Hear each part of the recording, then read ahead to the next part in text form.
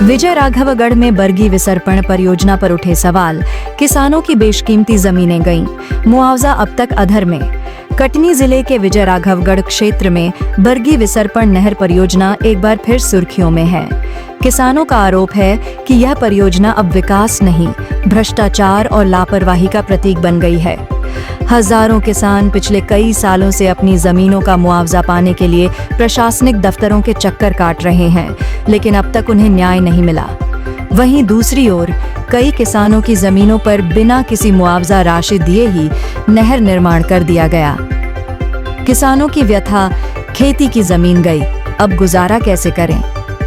किसानों ने बताया कि नहर के लिए उनकी उपजाऊ भूमि पर कब्जा कर लिया गया, जिससे अब वे खेती नहीं कर पा रहे। इस समस्या को लेकर वे विभिन्न अधिकारियों और विभागों के चक्कर काट रहे हैं, मगर हर जगह उन्हें सिर्फ आश्वासन ही मिल रहा है। किसानों ने यह भी आरोप लगाया कि नहर के निर्माण में घटिया सामग्री का उपयोग किया गया है, जिससे कई जगहों पर नहर टूटने और बहने की संभावना है। यदि जल्द गुणवत्ता की जांच नहीं हुई तो यह नहर भविष्य में कई गांवों के लिए जलभराव और फसल बर्बादी का कारण बन सकती है। 2 दशक पुराना सर्वे, पर अब भी अधूरा न्याय। जानकारी के अनुसार इस परियोजना का सर्वे करीब 20 साल पहले हुआ था। उस समय जो जमीनें अधिग्रहित की गई थीं, उनमें आज घर, बगीचे और ट्यूबवेल बन चुके हैं। किसानों का कहना है कि इस लंबे अंतराल में न तो उन्हें सही मुआवजा मिला, न ही उनकी आपत्तियों का समाधान किया गया। ग्रामीणों की चेतावनी, अगर कार्रवाई नहीं हुई तो सड़क पर उतरेंगे। किसानों का कहना है कि अब सब्र का बांध टूट रहा है। अगर जल्द समाधान नहीं मिला तो वे आंदोलन के लिए मजबूर होंगे। वहीं हाल ही में जबलपुर में आयोजित बैठक में अधिकारियों ने कहा कि जांच कराई जाएगी, लेकिन जमीनी स्तर पर अभी तक कोई ठोस कार्रवाई नहीं हुई। चैनल हेड कृष्णकांत बल्लू यादव, संवाददाता शेख शब्बीर, विजय राघवगढ़ के साथ अवधेश सिंह चौहान, न्यूज़ MP 21।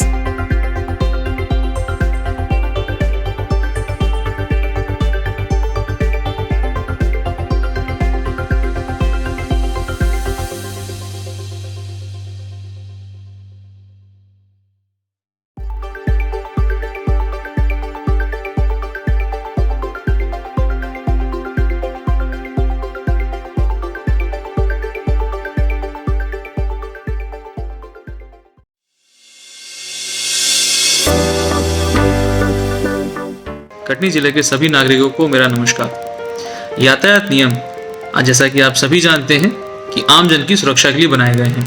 इसका पालन कराने के लिए कटनी पुलिस लगातार प्रयासरत है, जिसमें मुख्यतः हेलमेट पहन करके गाड़ी चलाना, सीट बेल्ट पहन करके गाड़ी चलाना, बिना नंबर प्लेट के गाड़ी ना चलाना और शराब का सेवन करके गाड़ी ना चलाना, इस प्रकार के नियमों का पालन कराने के लिए कटनी पुलिस के प्रयास लगातार जारी हैं।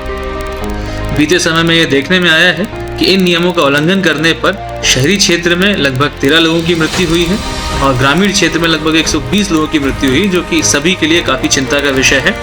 इसको क्रम में लेते हुए कटनी पुलिस आप सभी से आग्रह करती है कि पहला, जितने भी शासकीय कर्मचारी हैं उन सभी से आग्रह करती है कि हेलमेट पहन करके अपने ही कार्यालयों में जाएं, अन्यथा उनके खिलाफ में भी चालानी कार्रवाइयां की जाएंगी।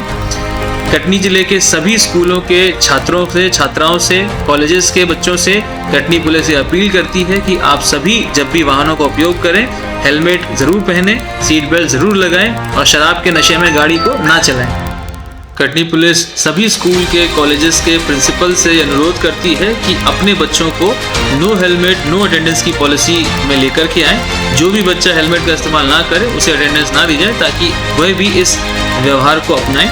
इसी प्रकार से जितने भी फैक्ट्री के कर्मचारी हैं, जो इंडस्ट्री से कर्मचारी हैं और जो अन्य संस्थानों के कर्मचारी हैं, उनसे और उनके संचालकों से अनुरोध है कि वहां पर भी नो हेलमेट नो अटेंडेंस की पॉलिसी को अपना करके यह व्यवहार को सभी में लेकर के आएँ, ताकि सभी लोग हेलमेट का इस्तेमाल करें।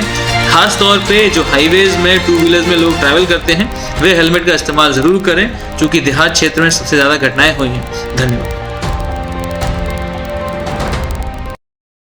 सड़क सुरक्षा हर नागरिक की जिम्मेदारी है। हेलमेट और सीट बेल्ट हमारे जीवन की ढाल हैं। इनका उपयोग जरूर करें। थोड़ी सावधानी, बड़ा बचाव, यही सुरक्षित सफर का मूल मंत्र है। तेज रफ्तार, मोबाइल पर बात या नियम विरुद्ध चलना हादसों को बुलावा देना है। याद रखें, दुर्घटना से देर भली।